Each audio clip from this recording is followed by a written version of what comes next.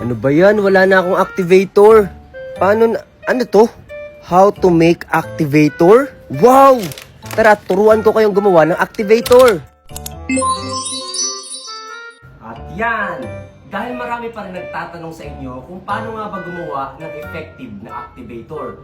Tara, tuturuan ko kayo kung paano nga ba gumawa ng activator na talagang effective. Ano? Game? Game! So meron ako ditong clear glue at white glue para matry natin kung effective nga ba ito. So ang gamit ko lang dito ay sodium borate or borax. So saan nga ba nabibili ang borax?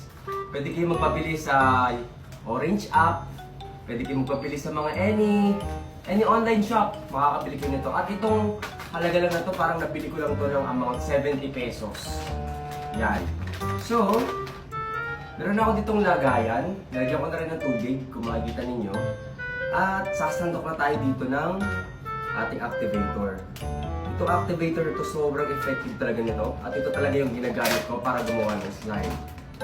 Since ubos ng aking activator, gagawa ulit tayo ng bago. Ilagay tayo ng isang kutsara. Mga 3 kutsarita ng activator. Yan. Sobrang lakas na nitong activator na to. Sobrang titigas na yung ating slime nito kapag sobrang daming nilagay. So ngayon, ready na natin itong haluin. Yun lang.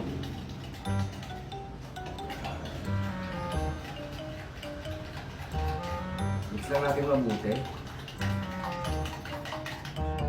Pero bago yan, ginamit ko ang Dola para mag-create ng image para magmukha akong superhero ng mga pusa. At tingnan nyo yung lumabas. Ang galing! Oh, di ba? Kaya kayo, mag-download na rin kayo ng Dola. Nakikita natin na medyo nagkakaroon na ng kulay yung ating tubig, hindi na siya sobrang clear. Ay, pwede na ito. So, ganun lang kadali gumawa ng activator. Meron na akong lagayan. Yan. At ibubuhusin natin ngayon yung activator dito.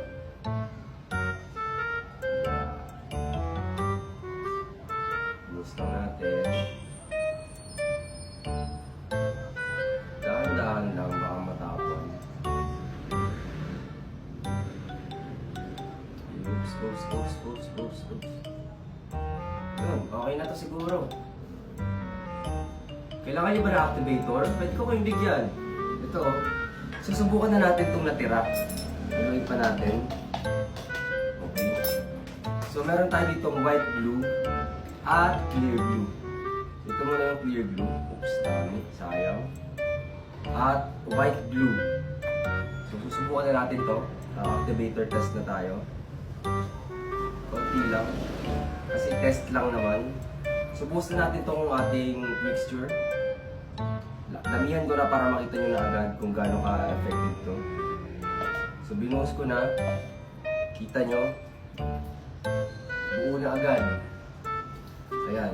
Dinamihan ko talaga para mabuo ng mabilis. Katulad nito. Ayan. Kita nyo kung gaano kalakas yung activator. At dahil nawalan nga ng boses tong video na to, i-voice over ko na lang at tingnan nyo.